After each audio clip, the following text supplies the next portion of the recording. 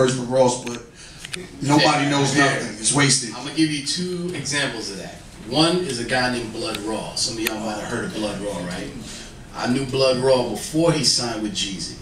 Blood Raw had a record with Pastor Troy. I took it to Warner Brothers. Warner Brothers said, I don't want the record because Pastor Troy sounds better to me than Blood Raw on the record.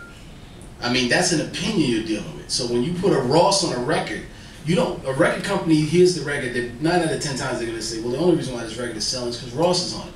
Now you killed yourself. You're still not gonna get a deal. Now you just spent $40,000 with Ross, and you still ain't getting a deal.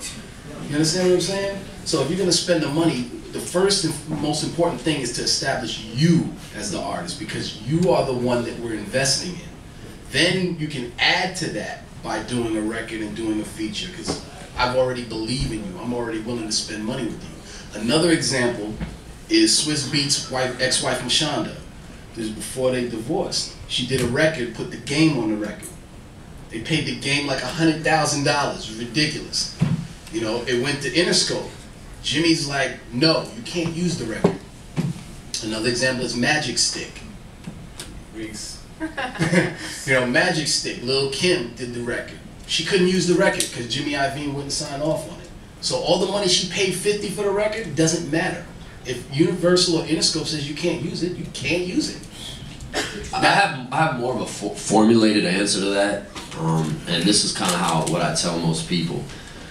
First thing you need to do is, and this shouldn't cost you a lot of money, but spend whatever you have. You need to get some studio time, some equipment to build your own studio, whatever, and create what either you think is an incredible mixtape or that single.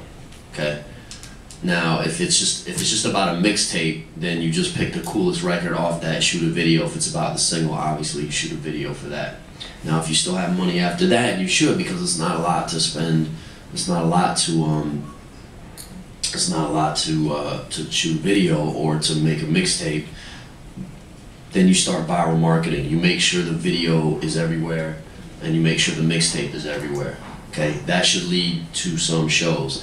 Then free shows. So then if you still got money after that, make some merch and make it creative. Don't just have a XXL with your name on it, or what, you know, and like, be creative. Look at some of the merch that these people are creating. Think streetwear, like research streetwear companies. Now if you still got money after that, again, because I don't know how much we're dealing with, and you really feel like you have that single, then take it to radio. But I wouldn't spend a dime on radio before you go through the channels that I just explained. Absolutely, absolutely. Radio is very expensive. You know what hey, listen, do you know what it costs to go to a radio? Let's say Al Lindstrom.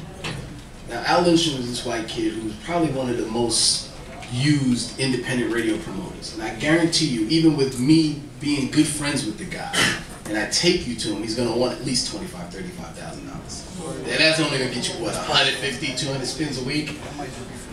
And when you go to those labels and you see those spins, unless it's researching like crazy, like a Neil Levine or someone like that is gonna look at the BDS like, that's paid for, that's paid for, exactly. That's paid for, that's paid for. Because what happens is these guys will make their numbers, but they'll make your numbers by getting you spins at like 2 in the morning and 3 in the morning, and your audience is like that. Right, and they tell you is, you got to get to mix show first, and then it's got to translate and work its way up from mix show into some type of rotation. But they're gonna charge you for that. Now the guy says, well, if you want rotation, I'm gonna charge you another $20,000 on top of the 25 or 35 I just gave you. So it's very expensive. I mean, Mac Miller has no radio play. Justin Bieber does not do well on radio. Not at all. Think about that. He's never had a radio hit. You know, there's other avenues nowadays. All right, so now we're going to go into some audience questions.